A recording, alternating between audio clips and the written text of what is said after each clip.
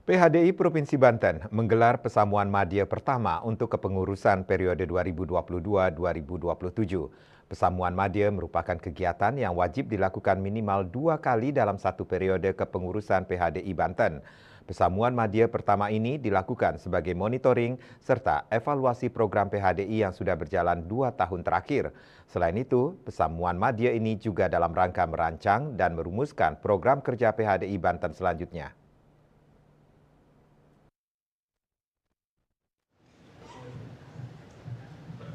Bertepatan dengan peringatan Hari Pahlawan Nasional pada 10 November 2024, Parisade Hindu Dharma Indonesia (PHDI) Provinsi Banten menggelar Pesamuan Madya pertama untuk kepengurusan periode 2022-2027. Pesamuan Madya ini dihadiri oleh seluruh stakeholder, diantaranya Ketua PHDI Kabupaten Kota Subprovinsi Banten, Ketua Paruman Walake Provinsi Banten Ana Agung Anom Soeharta, para Sulinggi, Ketua Banjar dan Perwakilan Umat Hindu Banten. Hadir juga Pembimas Hindu Provinsi Banten Eko Sudono, serta perwakilan PJ Gubernur Banten Ahmad Saifullah. Diketahui Pesamuan Madya merupakan agenda rutin yang wajib diselenggarakan minimal 2 kali dalam satu periode kepengurusan. Ketua Panitia Pelaksana Pesamuan Madya, Made Sukarsawan, dalam sambutannya mengatakan pelaksanaan Pesamuan Madya ini didasari atas keputusan Lokasabha tahun sebelumnya. Sukarsawan juga mengatakan Pesamuan Madya ini merupakan momen yang tepat untuk saling mengkoreksi dan mengevaluasi, sehingga dengan demikian PHDI sebagai organisasi Hindu bisa memberikan pelayanan yang lebih baik lagi ke depan. Pesamuan Madya ini dilaksanakan berdasarkan atas keputusan Lokasabha yang sudah kita lakukan bersama pada tahun sebelumnya, di mana sebagai pengurus PHDI kita berkewajiban untuk melaporkan perkembangan kegiatan yang sudah dilakukan oleh pengurus harian.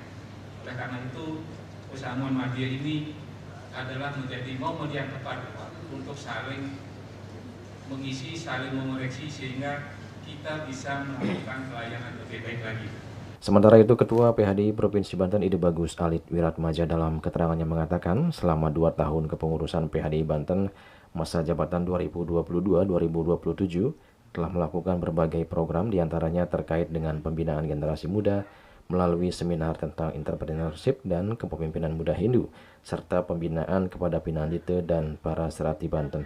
Alit Wiratmaja juga mengatakan melalui Pesamuan Madya ini pihaknya ingin melakukan penguatan serada dan bakti kepada Ide Sang Hyang Widewasa, terutama dalam kaitan pelaksanaan upacara yatnya. Alit Wiratmaja juga berharap dalam Pesamuan Madya ini nantinya bisa disepakati adanya SOP perihal tata cara pelaksanaan upacara yatnya, seperti dalam pelaksanaan nyepi atau melasti, ngaben masal, dan upacara sudi wedani. Pertama, tentu kita ingin melakukan penguatan di dalam serada bakti kita kepada Ide Hyang Widewasa, ya, dalam kaitan dengan pelaksanaan ritual di masing-masing parahyangan yang ada di Banten, ya.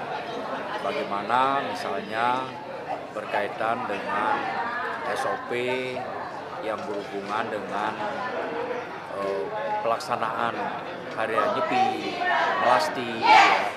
Itu juga akan kita lakukan penguatannya.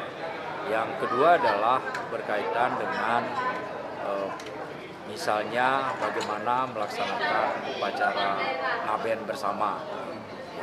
Yang ketiga adalah kita ingin menyepakati SOP berkaitan dengan pelaksanaan sudi wedani. Memang sudah berjalan dengan baik, sudah tinggal kesepakatan antar Banjar, antar Parisade, ya, di dalam melakukan pembinaannya. Laporan sejumlah kegiatan yang telah dilakukan pengurus PHDI Banten selama 2 tahun terakhir mendapat apresiasi dari Ketua PHDI Kabupaten maupun Kota Seprovinsi Banten. Salah satunya disampaikan oleh Ketua PHDI Kota Tangerang, I Gusti Made Arte. Menurutnya, PHDI Banten di bawah kepemimpinan Ide Bagus Alit Wiratmaja telah memberikan perhatian khusus kepada generasi muda Hindu. Apresiasi yang luar biasa bahwa sebagai PHDI yang memiliki tugas dan tanggung jawab dalam hal pelayanan dan pembinaan umat, Ketua PHDI Provinsi Banten seperti yang sudah kita tahu, di mana ada kegiatan beliau hadir, Itu artinya beliau sudah memberikan pelayanan yang luar biasa. Tepuk tangan, Ibu. Kemudian pembinaan seperti apa tadi disampaikan, sudah banyak diberikan pembinaan-pembinaan terutama pada generasi muda kita. Julius Wardi dan Ketut Sumadiasa melaporkan.